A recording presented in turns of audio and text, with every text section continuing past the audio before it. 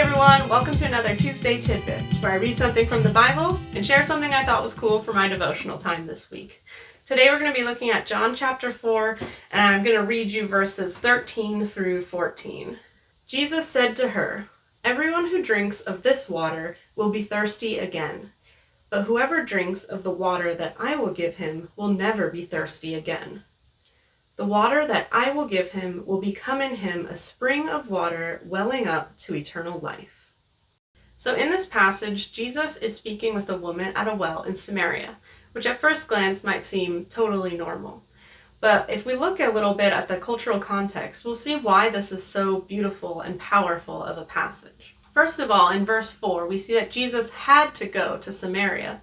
This is really interesting because at that time, the Jewish people and Samaritans were enemies. So much so that even though it would be faster to pass through Samaria to get between Judea and Galilee, they often would take a route that was much longer to go around it. But Jesus, a Jewish teacher, says that he had to go through Samaria, which would have been very outside of the cultural norm. Secondly, he is speaking with a woman, which at that time you would not see a Jewish teacher speaking with a woman, and a Samaritan one at that, as we just said. So here we have Jesus breaking two huge cultural norms. And as he's speaking with this Samaritan woman, they eventually come to this point in the conversation where they're talking about water and being thirsty. And it just had me thinking, have you ever been so thirsty that no matter what you drink, it just does not quench your thirst?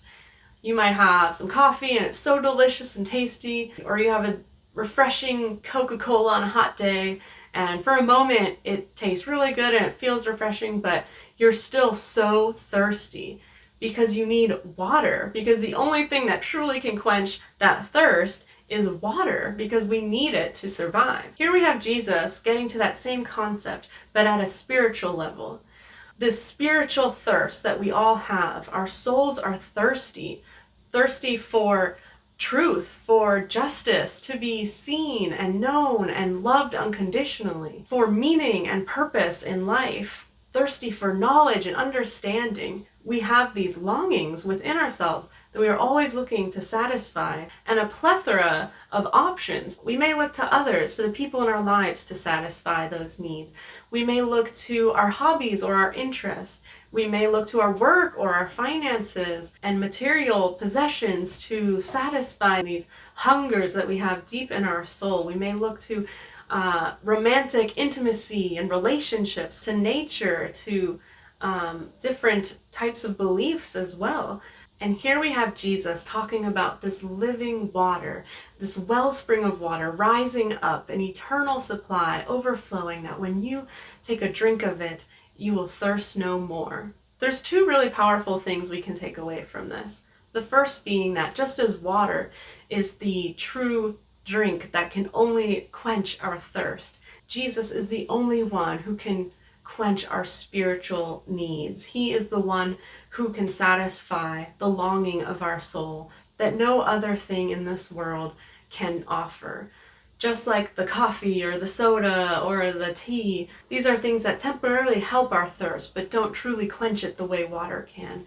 Just like the things of the world, they temporarily satisfy, but only Jesus can truly fulfill that longing in our souls. And the second thing is what really just makes this passage so beautiful. Jesus is offering this living water to a woman who is seen as an outcast, who is seen as a sinner, unworthy, unclean, things we learn from reading the rest of the context of this passage. Here in the Gospel of John, this is the person that Jesus first explicitly reveals himself as the Messiah to. Like, this is such a big deal. And what it means for us is that no matter what we've done, no matter if we feel unworthy or unloved or unseen, Jesus is offering this living water to any and all who would take it.